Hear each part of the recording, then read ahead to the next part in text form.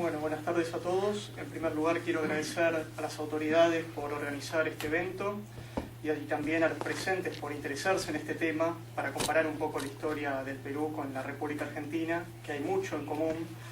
Y por lo tanto quiero darles una visión de cómo es el Parlamento argentino, cómo se llega a la organización nacional y a toda la estructura del funcionamiento parlamentario. En primer lugar, vamos a ver los antecedentes constitucionales, que es bastante curioso porque pasan muchas cosas dentro de la historia argentina en muy pocos años, y esto, hasta que se hace la Constitución Nacional, tiene un vaivén de actividades muy enriquecedoras, donde también participan personalidades de aquí del Perú. El primer antecedente que podemos ver es el de 25 de mayo de 1810, donde se hace un cabildo abierto. Como sabrán, los cabildos eran fundamentales para la organización de los virreinatos. Ya en ese entonces existía el Virreinato del Río de la Plata con capital en Buenos Aires, y justamente en Buenos Aires hay un grupo de patriotas, podemos decir, que en sí eran personalidades destacadas de la pequeña población que en ese entonces tenía la capital del virreinato, que al ver el contenido y al ver los problemas que tenía Europa, con el rey Fernando VII prisionero por Napoleón, deciden justamente hacer una reunión, ponerlo al voto popular y hacer la primera junta de gobierno patrio. Por lo tanto, en la primera junta se logra armar la idea de tener una independencia que llegaría varios años después, pero primero tenemos estos modelos que van a ser los sucesivos en gobiernos. Hubo dos triunviratos, lógicamente donde había tres personalidades puestas por el cabildo, cuando este ya se rompe. Luego hay una asamblea del año 13 que en 1813 va a ser fundamental para la organización nacional, a pesar de que todavía no se había declarado la independencia. Y por último, esta asamblea justamente pone el sistema del directorio. ¿Sí? Mientras en el resto de la América hispana, que todavía estaban los virreinatos, se dedicaban a organizar en 1812 para llegar a la llamada Constitución de Cádiz, en constituyente que se envían representantes de todos estos antiguos virreinatos, por decir, del Perú, México. En las Provincias Unidas del Río de la Plata ya no se estaba bajo justamente del gobierno del rey, que todavía tenía sus problemas en Europa. Armaron justamente otro modelo y no enviaron representantes a dicha constituyente. Por lo tanto, no es un dato fundamental la Constitución de Cádiz, porque no se destacaron ninguna de las personalidades de ese territorio. Pero lo que sí podemos destacar que ese año, en la fragata George Canning, llega desde Europa una personalidad que aquí se conoce mucho en el Perú, que es el general Don José de San Martín. En ese entonces él era capitán de caballería de la corona española. San Martín había nacido en la actual provincia de Corrientes, en el litoral argentino. En ese entonces era de las misiones jesuitas, donde su padre era también el gobernador. Y luego, cuando vuelven a España, él se dedica a prepararse justamente en el ejército español, teniendo su carrera militar, llegando al grado de capitán de caballería, pero entrando con las nuevas ideas libertadoras, sabiendo lo que pasaba en su tierra y tomando las ideas masónicas de Inglaterra, decide ir a Buenos Aires para ofrecer sus servicios. Por lo tanto, a pesar de que no podía decir que iba a Buenos Aires, dice que se iba justamente aquí a Lima, toma la fragata George Canning y llega al puerto de Buenos Aires en este año, que es fundamental. Al llegar, pone sus servicios ante el triunvirato que estaba a cargo, y por lo tanto, a partir de ahí, le designan a hacer un regimiento, que va a ser el futuro regimiento de granaderos a caballo, tomando ideas de lo que él había conocido en Europa, y a partir de ahí lo designan para distintas batallas, que en sí solamente libra una batalla en territorio argentino, podemos decir, que es la batalla de San Lorenzo, al siguiente año. Y por lo tanto luego se dedica ya como gobernador de la región de Cuyo, con su sede en Mendoza, a formar lo que sería el famoso Ejército de los Andes para llegar a Chile, sacar a los realistas de allí, y a futuro tendría la réplica aquí en el Perú, donde se armaría la escuadra patriota para liberar Lima. Volviendo al tema de antes, llegamos al año 1813, donde, como dije, esta asamblea es fundamental y tiene dos ideas que van a ser estas siguientes: declarar la independencia y dictar una constitución. Ideas que no pueden concretar por los conflictos y todavía los problemas internos que tenían las regiones, todavía las provincias, que en ese entonces eran 14, no se ponían de acuerdo para una organización nacional, por lo tanto no se podía hacer una constitución nacional, y había muchas ideas bastante encontradas. A pesar de esto, es un gran paso, ya que esta asamblea hace el escudo nacional, prácticamente que es el mismo que tenemos actualmente, manda hacer un himno nacional, le da validez a la bandera que el año anterior había creado el general Manuel Belgrano, que en ese entonces no se la dejaban mostrar, pero en 1813 ya se toma como símbolo representativo de la patria, por decir, y es la bandera que va a acompañar a los ejércitos en las batallas de Salta, Tucumán, llegando al Alto Perú, todos territorios que en ese entonces eran parte del antiguo virreinato del Río de la Plata y que luego serían las Provincias Unidas. Bueno, a esta persona también la conocen bastante bien, ya que fue el primer ministro de guerra del Perú, y también, justamente que en estos días se ha cambiado el canciller, fue canciller de la República en Perú, Bernardo de Monteagudo, que fue diputado por Mendoza justamente en la Asamblea del año 13, un abogado bastante importante, con varias ideas ilustradas que había tomado de Europa, que también había conocido en la Universidad de Chuquisaca, donde él estudió. Fue el que hizo la proclama de Chuquisaca cuando se hace el levantamiento en 1809. A su vez, dicen que fue el que redactó el acta de independencia en Chile, aunque eso está un poco discutido con una personalidad de ese país. Se destacó bastante dentro del territorio de las Provincias Unidas, fue asesor del Ejército de los Andes, acompañó al general San Martín hasta llegar aquí al Perú, donde ahí pudo desarrollar todos estos cargos políticos, y justamente su vida la termina aquí en Lima. 1815. Esta persona también es muy conocida aquí en el Perú, pero más que nada en las Provincias Unidas, a pesar de que nace aquí en Perú. Álvarez Thomas era de Arequipa, nace en Arequipa, y justamente luego de ir con su familia para las Provincias Unidas del Río de la Plata, comienza a destacarse políticamente, llegando a ser director supremo ya cuando se había instalado este sistema de gobierno. Era prácticamente como un presidente, pero él fue un director interino, que venía ya de las crisis que se iban cambiando constantemente. Los directores no duraban mucho.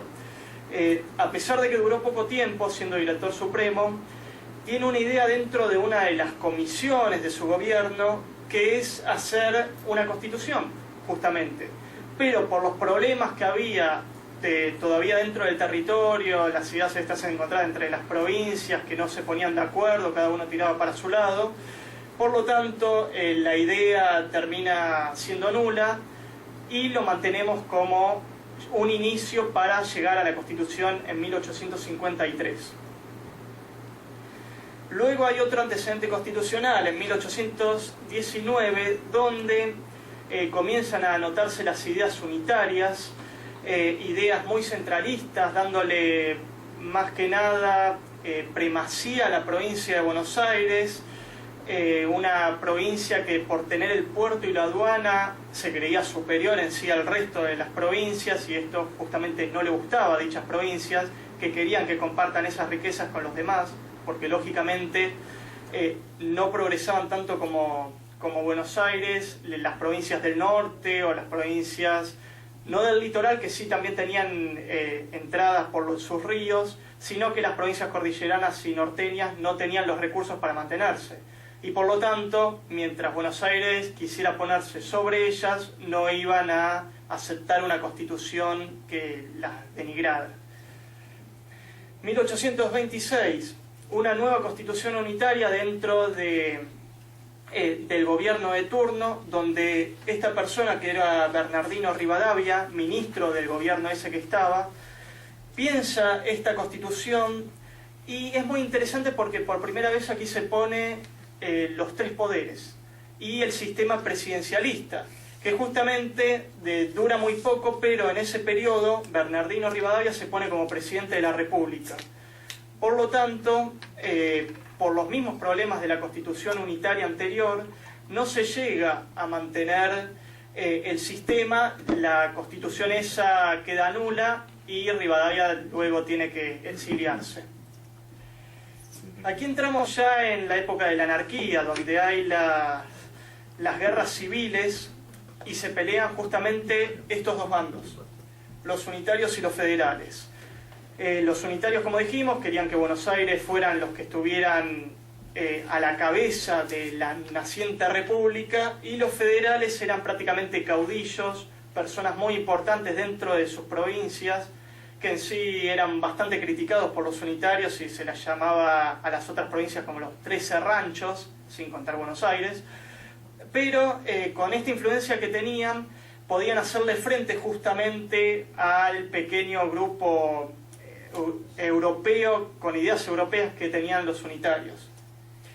Los federales querían un gobierno central, al igual que los unitarios, pero respetando justamente la autonomía política de cada provincia, que a futuro se convertiría en eso. Esta persona que está ahí es Juan Manuel de Rosas, quien fue presidente, o mejor dicho, fue gobernador de la provincia de Buenos Aires, pero con poderes extraordinarios, con el control de las relaciones exteriores y el puerto y la aduana. Por lo tanto era como un presidente, ya que él también podía influenciar y ponía a los gobernadores en cada provincia como quería. Fue muy importante en la organización nacional. Tuvieron dos guerras contra imperios, contra el Imperio Británico, contra los franceses, y siempre salió victorioso. Por lo tanto, San Martín, que ya estaba exiliado en Europa, en Francia, al ver esta defensa nacional que tenía Rosas con su gobierno dentro del territorio del Río de la Plata, a partir de ahí, en su testamento le deja su sable que lo acompaña en la gesta libertadora. Los unitarios justamente tenían estos conceptos para dar estabilidad al país, hay que establecer un gobierno nacional. Decían que las provincias no estaban preparadas justamente para llegar a tener la autonomía que pedían, por lo tanto Buenos Aires tenía que ser el líder, pero siendo distritos administrativos controlados por la capital. Buenos Aires siempre se puso más que nada también a la cabeza porque ya venía con una historia bastante enriquecedora como era la capital del virreinato del Río de la Plata. Por lo menos no quería perder esa élite que poseía. La persona que está ahí abajo es la cabeza del Partido Unitario, que también pasó por aquí en el Perú, es Juan Lavalle. Lavalle era uno de los generales de San Martín, granadero, de los granaderos a caballo. Luego de que San Martín se retira del Perú, Lavalle continúa luchando en las batallas de la Sierra, al mando de todo lo que hacía Bolívar, y vuelve al territorio de las Provincias Unidas del Río de la Plata, donde luego también de destacarse en la batalla de Ituzaingó contra el Imperio Brasilero, lo ponen al mando de los unitarios, y por lo tanto a partir de ahí comienza a hacer varias medidas, obligado en sí por estos ideólogos unitarios que había, muy erradas, fusilan al gobernador de Buenos Aires y gracias a eso Juan Manuel de Rosas llega al poder a ser gobernador de Buenos Aires, defendiendo los ideales que ya traía el anterior gobernador, que era Dorrego. Esta es una frase que justamente diferenciaba y expresaban los federales, que era: mientras no hubiera igualdad entre las provincias no habría posibilidad de consolidar un Estado nacional. Justamente esto recalca todo lo que hablábamos anteriormente. Querían su autonomía provincial, pero teniendo una constitución nacional que los abarcara a todos. Tres batallas importantes: Caseros, Cepeda y Pavón. Estas batallas podemos decir que son los pilares fundamentales para llegar a la constitución deseada. Y ahora voy a explicar más o menos qué era cada cosa con los líderes que vencieron en cada batalla. Luego de estas batallas se llega al resultado y vamos a explicar quiénes eran estas personalidades que se destacaron. Pero en 1853, luego de las batallas, se llega al Congreso Constituyente que se hace en la provincia de Santa Fe. ¿Por qué en la provincia de Santa Fe y no en Buenos Aires, que era la capital, por decir? Justamente porque Buenos Aires, luego de las batallas estas que nombramos, decide separarse del resto de la Confederación Argentina y formar un país aparte, lo cual es una idea muy ilógica y muy rara de comprender. Habían hecho su propia constitución porque no aceptaban esta constitución de 1853, y ya con la tercera batalla, que es la definitiva, la de Pavón, se obliga en sí a Buenos Aires a entrar en este juego de la nueva estructura nacional, pero logra imponer sus condiciones, que ahora las vamos a ver también. Los tres libros que se basa en la Constitución que hace Juan Bautista Alberdi, un abogado bastante importante dentro del territorio, fue ministro en Estados Unidos, en Europa, y tenía bastantes ideas de estos países en sí. Seguía por la Constitución de los Estados Unidos, justamente como muchas de las constituciones de nuestros países de Latinoamérica. Las dos constituciones unitarias que tomaron las ideas buenas, sacando las que ponían a Buenos Aires sobre el resto de las provincias, y el libro que escribe él sobre bases y punto de partida para la organización política. Las dos partes que tiene la Constitución, que es Declaraciones de Derechos y Garantías y Autoridades de la Nación, que luego lo vamos a explicar un poco mejor, se hace el 1 de mayo de 1853, que en sí las sesiones comienzan a finales del 52, luego de la batalla que derroca definitivamente a Juan Manuel de Rosas, y el 25 de mayo de ese año ya se proclama dicha Constitución. Ahora comenzamos a hablar justamente de estos personajes que se destacaron en las batallas y que gracias a eso se llega a decretar esta Constitución Nacional. Esta persona es Justo José Urquiza, que podemos decir que es el primer presidente de la Confederación Argentina, pero sin la provincia de Buenos Aires, que como dijimos no aceptó los términos y se había separado. Es el vencedor de la primera batalla, que era la batalla de Caseros, donde con esta batalla derroca a Juan Manuel de Rosas, que hasta ese entonces, a pesar de que era gobernador, tenía el poder extraordinario para dominar todo el territorio con las provincias. Lo que hacía Rosas justamente era que todos los años ponía, a través del voto popular, por decir de la época, que tampoco era tanta cantidad de población, el consenso, buscaba el consenso para ser reelecto en sus funciones de tener ese control. Nunca se negaba a nadie, hasta que en una época aparece Justo José Urquiza, que era también del Partido Federal, aliado de Rosas, pero llegó un punto que como más de 20 años en el poder Rosas, ya era bastante complicado mantener el sistema, todos querían una constitución, cosa que Juan Manuel de Rosas decía que todavía el país no estaba preparado para tener dicha constitución, y por lo tanto Urquiza hace el llamado pronunciamiento, donde se opone a que se le dé nuevamente estos cargos a Rosas, y esto hace que se vaya a una batalla, y así se hace Pavón. En dicha batalla Rosas termina perdiendo y los ejércitos de él son replegados, todos por las fuerzas de Urquiza, que combate justamente no solo, sino que gracias al Imperio del Brasil, que manda tropas, también tropas de Uruguay, más las tropas federales de Urquiza, marchan hacia Buenos Aires para derrocar a Rosas, y a ese se le llamaba el Ejército Grande. Luego de esto, Urquiza logra llamar a los representantes para hacer una constitución nacional, que se termina haciendo en 1853, como dijimos, pero Buenos Aires se opone porque se le decía que comparta las ganancias del puerto, la aduana y todas las riquezas que tenía, que era lo fundamental. Por lo tanto, ahí en Buenos Aires nace la figura de Bartolomé Mitre, personalidad también conocida, entre otras cosas, por ser el fundador del diario La Nación, diario que todavía es actual en Argentina, uno de los dos más poderosos, que está La Nación y el diario Clarín. Es el diario en sí que podemos decir más antiguo, que está vigente todavía. El general Mitre logra armar una coalición dentro de Buenos Aires para oponerse justamente a las ideas que le imponía la Confederación Argentina dominada por Urquiza.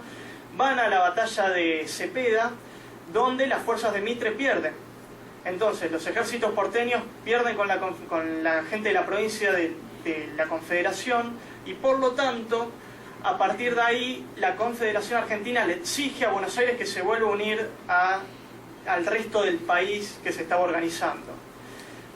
Buenos Aires al poco tiempo rompe este pacto porque no le convenía en sí todo lo que le imponían. Se vuelve a otra batalla, se hace la batalla de Pavón, donde luchan nuevamente los ejércitos de Bartolomé Mitre reagrupados contra los de Urquiza, pero casualmente, o curiosamente mejor dicho, Urquiza termina rindiéndose, a pesar de que parecía que iba ganando la batalla, nunca se va a saber por qué se retira, y le deja la victoria a Bartolomé Mitre.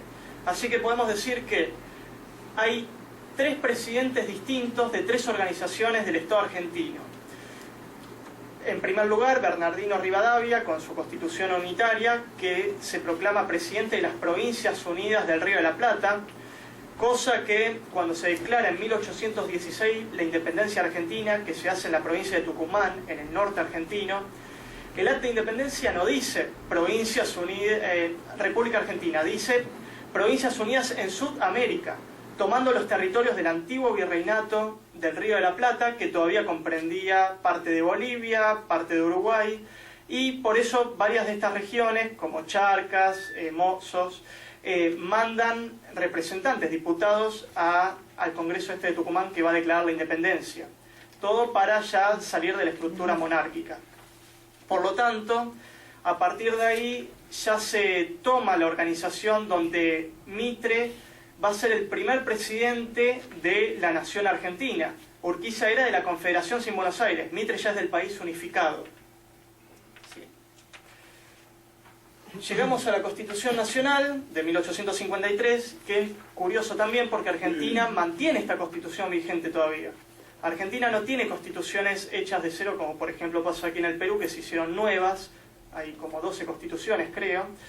En Argentina justamente se mantiene la base de 1853 y tiene reformas o enmiendas, como se llama en Estados Unidos. Así que es de las constituciones más antiguas del mundo prácticamente.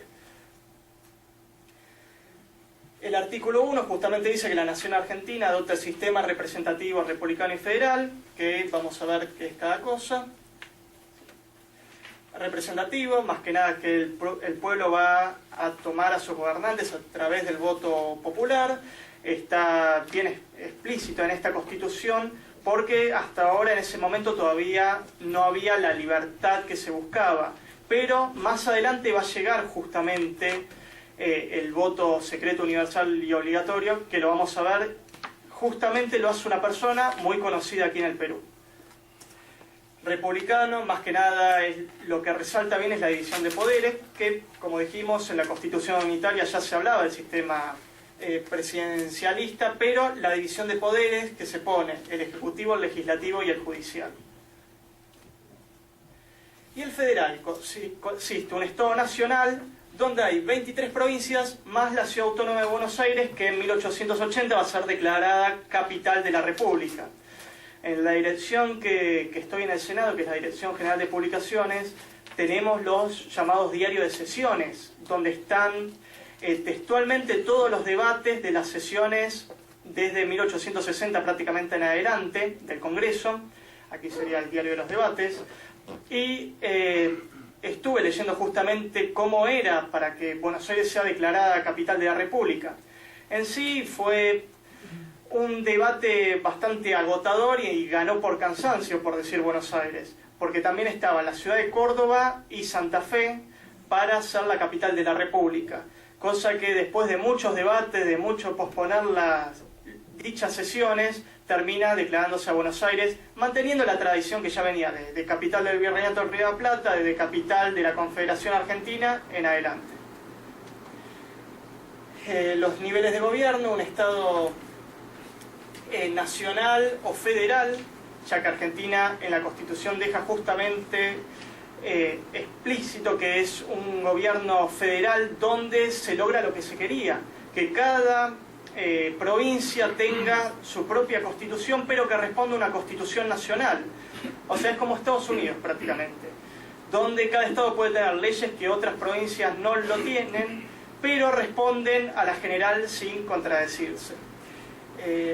En el artículo 5 de la Constitución se nombra justamente esto, que cada provincia dicta una constitución, pero el gobierno nacional le va a dar el goce, o sea, le va a dar el derecho a poder manifestar estas leyes que ellos quieran para su administración. Cada provincia va a tener su propio poder ejecutivo, su propio poder legislativo y su propio poder judicial, siempre y cuando para su administración interna, pero responda a la otra constitución. Antecedentes del Congreso Nacional. Acá vamos ya a entrar a donde se forma. El primer congreso podemos decir que es el que se hace en Tucumán al declarar la independencia, pero ya como un congreso de la nación, lo podemos ver ya en la época de Bartolomé Mitre y más que nada en la década de 1880. 1853 podemos decir que fue un congreso donde se hace la constituyente, pero no había los debates que habría justamente a futuro. 1862 y 1863 se instala en la legislatura provincial ya en Buenos Aires, porque en el 53, como Buenos Aires todavía no era parte de la Confederación o en sí del país, tenía su propio congreso, entonces estaba en Paraná, en la provincia de Entre Ríos, en el litoral argentino. Luego en 1864 hasta el 1905 va a estar en sí prácticamente en distintas sedes pequeñas dentro de lo que hoy es la Plaza de Mayo, pero en 1905 ya va a cambiar con el nuevo modelo, ya que en 1895 se llama un concurso donde gana un arquitecto italiano para hacer el nuevo Palacio del Congreso, que es el actual que tenemos, ya tiene más de 100 años. Se le dice el palacio justamente como por el tamaño, la forma, y en sí es un estilo greco-romano. Este es un congreso más afrancesado, por decirlo, de su estructura, pero se hace justamente con un tamaño considerable para que las dos cámaras, ya que es un sistema bicameral, pudieran tratar las leyes cómodamente, porque antes tenían establecimientos muy pequeños donde se peleaban entre los senadores y los diputados para lograr sancionar dichas leyes. Luego en 1906 se inaugura este Palacio Legislativo, que es el que tenemos actualmente, y a partir de ahí comienza, podemos decir, un nuevo periodo del Parlamento. Como dijimos, la Constitución Nacional tiene una parte dogmática, declaraciones de derechos y garantías, y las autoridades de la nación. Entre el artículo 1 y 43 están los primeros, y entre el 44 y 129 están los otros. El Senado y la Cámara de Diputados, en sí el Congreso, el Poder Legislativo, está justamente entre el 44 y 129, y ahora vamos a ver en cuáles. Entre el artículo 45 y 53 se encuentra todo lo relacionado con la Cámara de Diputados, que vamos a ver bien ahora la estructura de cómo es, 54 y 62 el Senado, y el resto son las disposiciones generales de dichas cámaras, o sea, el trabajo en común. Este es el actual Palacio del Congreso, que es el mismo que podemos ver hoy en día.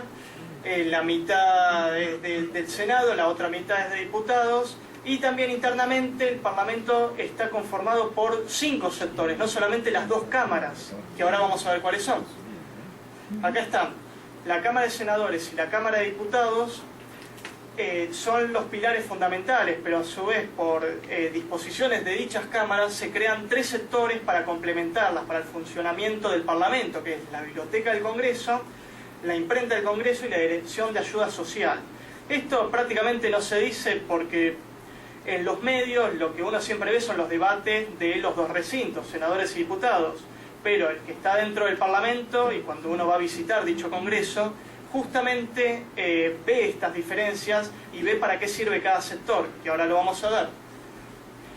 Este es un pequeño plano del Palacio. Ahora vamos a ver los salones más importantes que tiene cada cámara, que administra cada cámara, que tiene su propio reglamento también.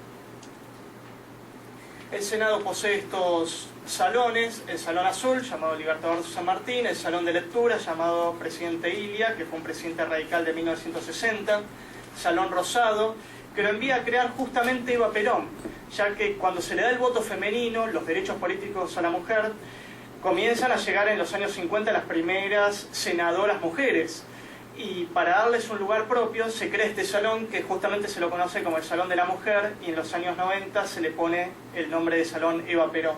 El Salón Gris, que es de la Presidencia, un salón protocolar dentro de la Presidencia del Senado, y el Salón de las Provincias, que tiene las banderas de las distintas provincias que conforman, las 23 provincias que conforman la República Argentina, más la bandera de la Ciudad Autónoma de Buenos Aires. Características de los senadores. Esto es lo que más les va a interesar porque es distinto a la estructura unicameral que tiene el Parlamento del Perú. Representan a las provincias, o sea, ellos luchan justamente por los derechos de la provincia en su totalidad, no de la población como es los diputados. Son elegidos en forma directa, son 3 senadores por cada provincia. Esto lo hace una cámara más equitativa, ya que diputados vamos a ver la diferencia justamente que es por cantidad de población, como pasa aquí.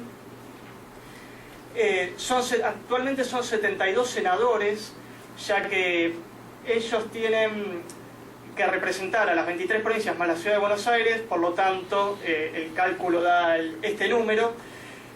Se van turnando, cada 2 años se hacen elecciones para cambiarlo a los senadores, ya que se renueva por tercios la Cámara.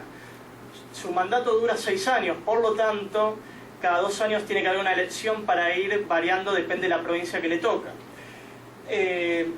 Ahora vamos a ver justamente cómo es la estructura de la Cámara de Diputados, pero primero a ver qué disposiciones tiene el Senado, qué puede hacer. Esta es una imagen del recinto del Senado, es mucho más pequeño que diputados, que van a ver la cantidad que es mucho más grande que esta. Y ahí está la mesa de autoridades, que es muy distinta también a la estructura que hay en la mesa de autoridades del Congreso del Perú, porque ahí no solamente hay sentados personas que son senadores, o sea, congresistas, que ahora vamos a explicar quiénes son. El vicepresidente de la Nación, que es parte del Poder Ejecutivo, ya que es electo en conjunto en la fórmula presidencial, presidente y vicepresidente, por ley, por la Constitución Nacional, es el presidente del Senado de la Nación. Él tiene que dedicarse justamente a administrar las sesiones en el Senado, pero al no ser un senador más, no tiene derecho a voto. Lo único que puede hacer es que si llega a haber un empate, él sí puede votar y decir quién ganó. Es muy complicado que pase esto, pero hace no muchos años pasó en una ley bastante controvertida, que era la ley de retenciones, donde hubo un conflicto muy grande entre el campo argentino y el gobierno nacional, donde el vicepresidente de la Nación, presidente del Senado, que a pesar de que era el vicepresidente de la presidenta actual, votó en contra. Y a partir de ahí se armó un problema político bastante grande que continúa hasta hoy en día. Bueno, el reglamento del Senado dispone que las autoridades de la Cámara se eligen cada 24 de febrero, salvo el cargo del presidente. El presidente del Senado dura los 4 años de mandato del presidente de la República, pero se va a cambiar la mesa de autoridades, que ahora vamos a ver cuáles son las autoridades en el organigrama. Todos los años tienen que confirmarse o cambiarse estas autoridades. Tenemos un presidente provisional, seguido del presidente del Senado. Cuando no está el presidente del Senado, el que toma el mando es este presidente para manejar las sesiones. ¿Y qué es lo más importante que tiene el presidente provisional del Senado? En la crisis del 2001, esto es para que vean cómo se va cambiando todo el sistema político y para qué sirven estos cargos. Cuando renuncia el vicepresidente de la Nación, presidente del Senado, y luego renuncia el presidente de la República, los que tienen que tomar el mando para que no no haya una crisis política, institucional, es el Congreso, justamente. Por lo tanto, ahí recae el cargo en el presidente provisional, ya que no había presidente del Senado, que había renunciado antes. Ese presidente lo ponen como interino hasta que la asamblea que se hace del Parlamento elige un representante para que continúe y termine el mandato del presidente de la República saliente.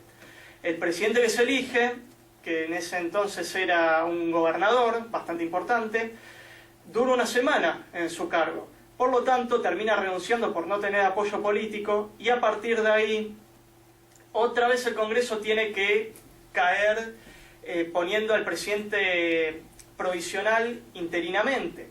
El presidente provisional en esa época dijo, yo no quiero seguir. Por lo tanto, tiene que caer en el presidente de la Cámara de Diputados. Así fue, y luego se volvió a elegir otro representante para que terminara el mandato del entonces presidente Fernando de la Rúa, que había renunciado. Por eso es fundamental el cargo del presidente provisional. Luego hay un vicepresidente primero, un vicepresidente primero y un vicepresidente segundo. Y vamos a ver que es muy similar con la Cámara de Diputados esto. Este es el organigrama de las autoridades del Senado, que están en la mesa de autoridades. Y como dije antes, no hay representantes, o mejor dicho, no todos son senadores. Por lo tanto, van a notar que abajo de los primeros, sacando al presidente del Senado, que es el vicepresidente de la República, el provisional, el vicepresidente, el primero y el segundo son senadores electos. Pero luego tenemos secretario administrativo, secretario parlamentario, con sus respectivos prosecretarios y uno de coordinación técnica. Por lo tanto, estos secretarios no son senadores, pero son electos por la Cámara todos los 24 de febrero de todos los años, y como dije antes, le pueden confirmar el cargo o pueden cambiarlos. Son los que se van a encargar prácticamente de toda la organización del Parlamento para que se desarrollen las sesiones y demás actividades. Como ven, es como saltar al paso que aquí sería la DGP y la DGA, la forma administrativa y la forma parlamentaria, sin tener una oficialía mayor, pero los secretarios estos tienen el cargo como si fueran oficiales mayores. Bueno, atribuciones propias del Senado, aquí hay 3 que podemos decir que son fundamentales, donde pueden declarar el estado de sitio en caso de ataque exterior, que estas cosas por lo general no pasan, por suerte. Ley de coparticipación, es una ley que se pone en la reforma de la Constitución de 1994, última reforma de la Constitución Nacional, donde esto prácticamente es para darle presupuesto o retribuirle en sí presupuesto a las provincias para sus gastos administrativos. ¿Cuál puede ser el problema de tener este tema? Que si el gobierno nacional es contrario al gobernador de la provincia, cual sea, siempre va a terminar de tener ese problema de darle el presupuesto correspondiente y le puede crear una crisis institucional muy fuerte a dicha provincia. Por lo tanto, es una forma bastante cuestionable, pero por ahora se ha mantenido bastante estable. Bueno, ya pasamos a la Cámara de Diputados, que vamos a ver que tiene sus cosas similares, pero por otro lado sus pequeñas diferencias. 3 salones importantes: el recinto de diputados, que es muchísimo más grande y ahora lo vamos a ver, el Salón de los Pasos Perdidos, llamado igual que el salón que tenemos aquí en el Parlamento del Perú, que se llama Juan Domingo Perón, y el Salón de Elia Parodi, que fue un político bastante importante, donde se desarrollan prácticamente reuniones protocolares, reuniones de comisión del Parlamento Latinoamericano, etc. Los diputados, como dijimos, representan al pueblo, por lo tanto es un sistema muy parecido a la forma de elegir aquí a los congresistas. Por lo tanto, va a variar la cantidad de diputados en la Cámara. No va a ser lo mismo la provincia de Buenos Aires, que tiene más de 12 millones de habitantes, que la provincia de Tucumán, que puede tener menos de 5 millones, y por lo tanto unos van a tener casi 30 diputados y los otros van a tener menos de 10. Por lo tanto es muy desigual, demasiado. Lo bueno es que al tener también un Senado, uno va a ser de Cámara de Origen, la otra Cámara Revisora, y por lo tanto, para que salga la ley, tienen que complementarse y aceptarlas ambas partes. Así que diputados por lo general es un poco más apasionado el debate, sale un poco más rápido el tratamiento, y el Senado es el que es más detenido al ver el tema. Si hay algún cambio, lógicamente va a volver a la Cámara de Origen y así poder tratarse. Y si no, muchas veces puede terminar archivándose dicha ley. Hay 257 diputados actualmente, cada 10 años se realiza un censo en el país y por lo tanto puede cambiar a futuro el número. Depende si crece la población, va a sumarse más diputados.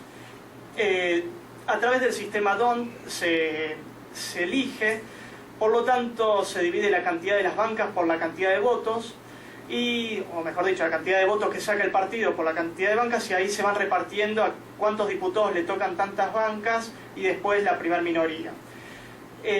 Allá está lo que se llama la lista sábana en sí, porque por lo general ponen a los diputados más importantes al comienzo, pero si sacan muchos votos dicha lista, entran todos los de abajo. No hay como aquí que se puede elegir al último de la lista y se pone por la cantidad de votos que saca individualmente cada congresista.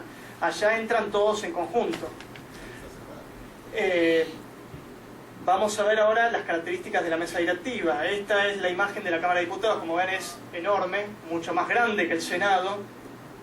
En la parte de adelante está la mesa directiva, y donde está esa forma de media luna, por lo general se sientan los taquígrafos, que el Senado también tiene, y son los que van a estar constantemente tomando nota textual de cómo se desarrolla la sesión, cosa que antiguamente se recopilaba en los diarios de sesiones. A la Cámara de Diputados le corresponde exclusivamente la iniciativa de las leyes sobre contribuciones, toda la parte monetaria en sí, y las autoridades de mesa se eligen a final de año, no en febrero como la preparatoria del Senado, sino que a final de año ya tienen a dichas autoridades. Ahora vamos a ver cuáles son. Un presidente que hay, en este caso sí, en este caso es un diputado más electo por la Cámara, al igual que pasa aquí en el Congreso del Perú. Un vicepresidente primero, segundo, tercero, y tienen también la estructura de secretario parlamentario, administrativo, con sus respectivos prosecretarios, y de coordinación operativa, para todos los trámites que se van a desarrollar dentro de la Cámara, y trámites no solamente administrativos, sino el manejo parlamentario. En la dirección que estoy yo en el Senado, que es la Dirección General de Publicaciones, tenemos el Departamento de las Órdenes del Día, ya que pertenecemos a la Secretaría Parlamentaria. Por lo tanto, sin este material no se pueden llevar adelante las sesiones, porque el secretario parlamentario tiene que leer el orden del día que se va a tratar en ese momento en la Cámara.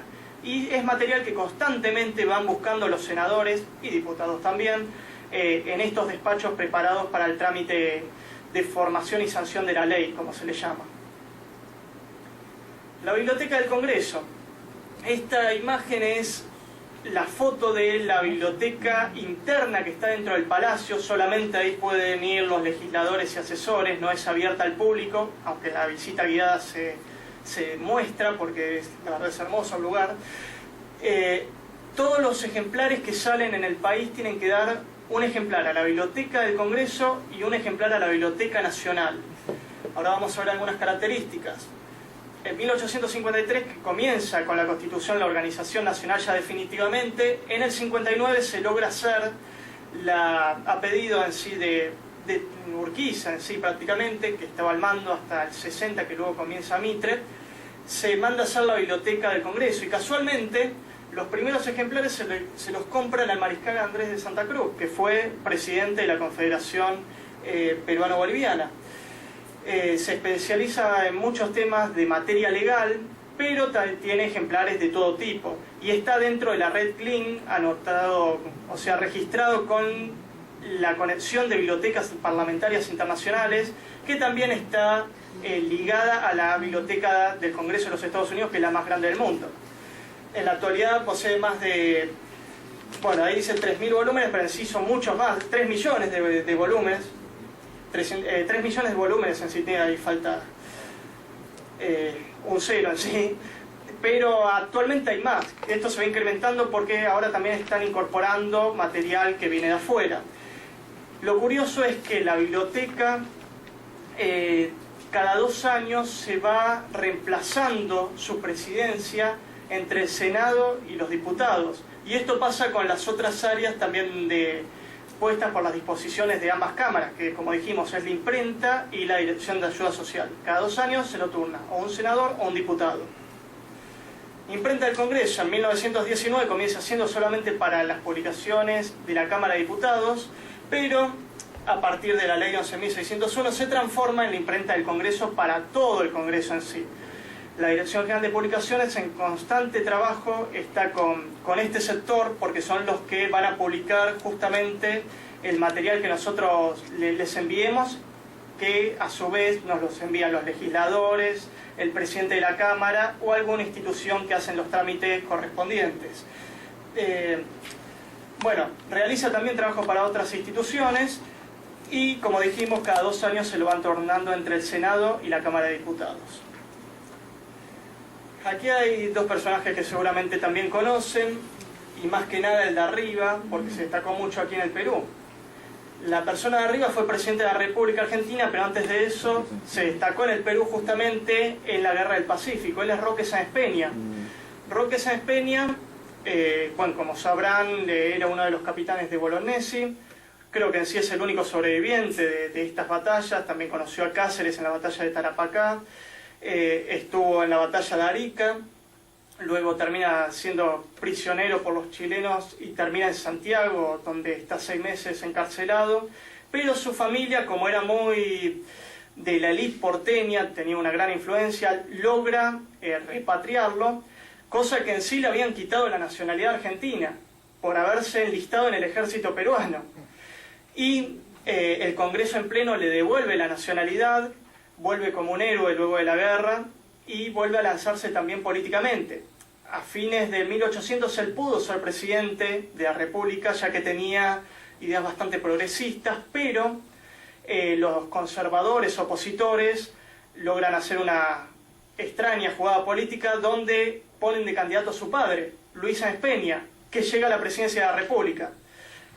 Roque nunca se lo va a perdonar esto y ahí es cuando se retira de la vida política al comienzo, viene aquí al Perú, pasa todo lo de la Guerra del Pacífico, vuelve después de la guerra, ya como dije, como un héroe, vuelve a lanzarse en la vida política y llega a la presidencia de la República. Pero lo fundamental que él hace es justamente la ley esta que dice ahí, que nosotros la conocemos como Ley Sáenz Peña.